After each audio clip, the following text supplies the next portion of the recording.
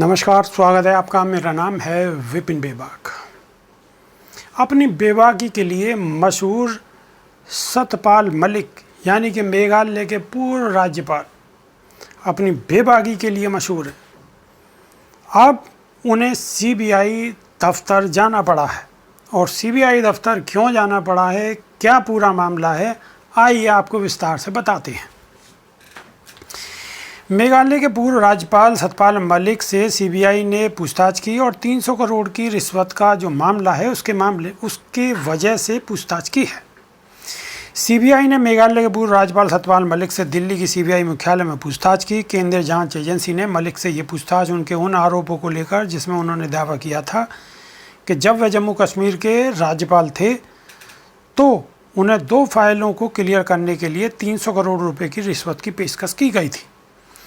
मेघालय समेत कई राज्यों के राज्यपाल रह चुके मलिक लंबे समय से लगातार सुर्खियों में बने हुए थे। किसान आंदोलन के दौरान दिए गए कई बयानों ने केंद्र सरकार के लिए मुश्किलें पैदा कर दी थी। उन्होंने दावा किया था कि जब वे जम्मू कश्मीर के राज्यपाल थे तब उन्हें 300 करोड़ रुपए की रिश्वत ऑफर की गई थी। इसके बाद सीबीआई ने इन आरोपों की जांच शुरू कर दी।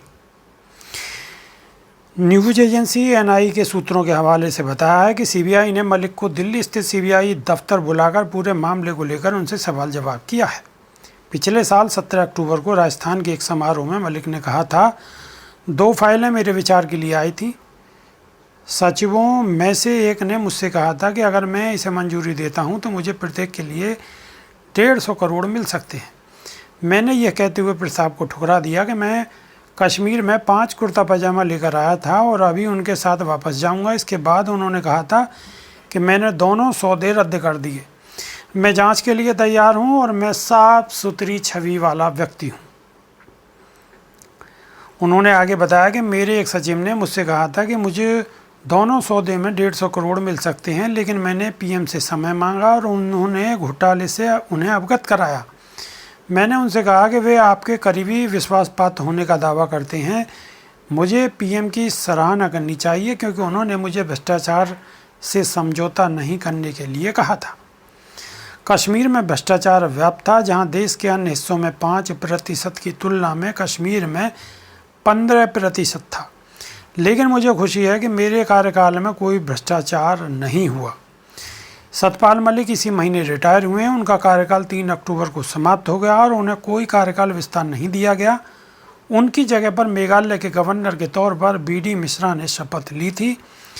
रिटायरमेंट के बाद मलिक ने कहा था कि मैं तो पहले से ही इस्तीफा लेकर घूमता हूं, लेकिन अब मैं आज़ाद हूं। पूर्व राज्यपाल ने कहा कि मैं अब आज़ाद हूं, कुछ भी कर सकता हूं और जेल तक जा सकता हूं।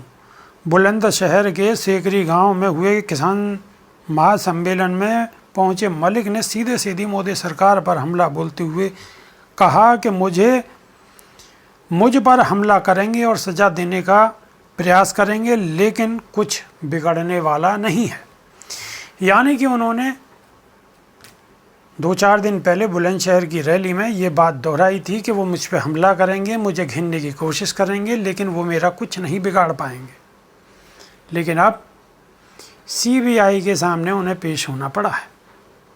आगे क्या खबरें निकल के आती हैं, वो जब भी खबरें आएंगी आपके सामने हाजिर होंगी। बहुत बहुत धन्यवाद। नमस्कार।